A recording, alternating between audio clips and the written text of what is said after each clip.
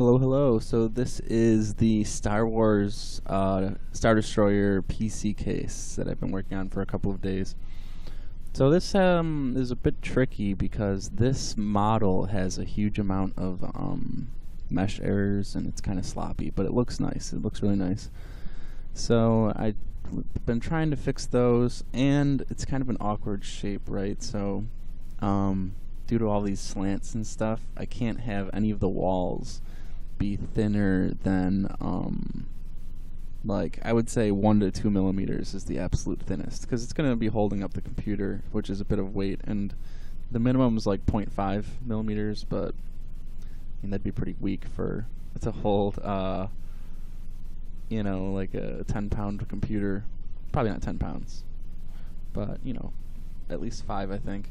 So probably a millimeter would be the minimum, but it's really hard to tell before I put it in the slicer, and then I have to do all these Boolean operations on it, and then I have to cut it up into pieces because this is way larger than my print bed, so I'm gonna have to slice it up into all these little pieces. And then I was thinking of like attaching the pieces together with bolts, and then because you have to put the computer, you have to attach the computer on the inside too, right? So it's just a huge problem. How do you assemble the computer inside of this monstrosity without, you know, gluing the computer shut? I mean, you could use bolts and stuff, but then you have to Boolean all of the bolt holes and arrange them all, and then you could see the bolts on the outside, which is kind of a pain in the ass. You don't really want that.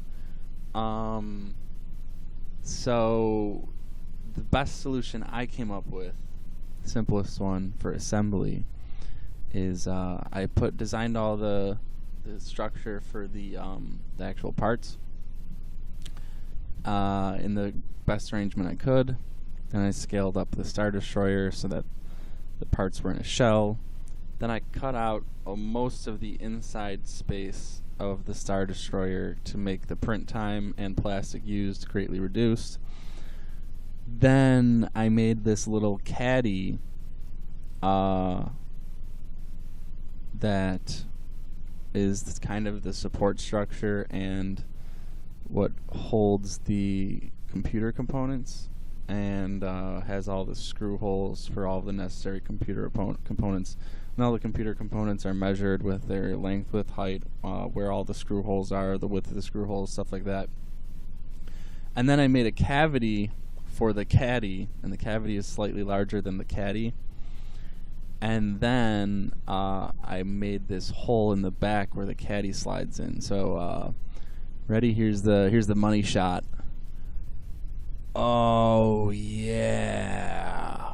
Oh man. So this is your actual PC right here.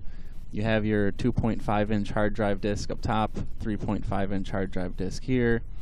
Your video card lays flat up here.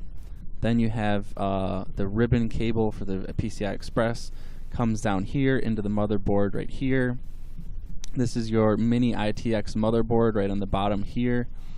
And then the in-outs are going to be, it's going to unfortunately eliminate some of these engines, the input-output for the motherboard. But, and then there's a bunch of space right here for the power to the video card, and then power to the 2 SATA ports. So, and this is all like super tight. I measured all these within, there's like maybe 5 to 10 millimeters of clearance for cable, and then everything else is just straight circuit boards.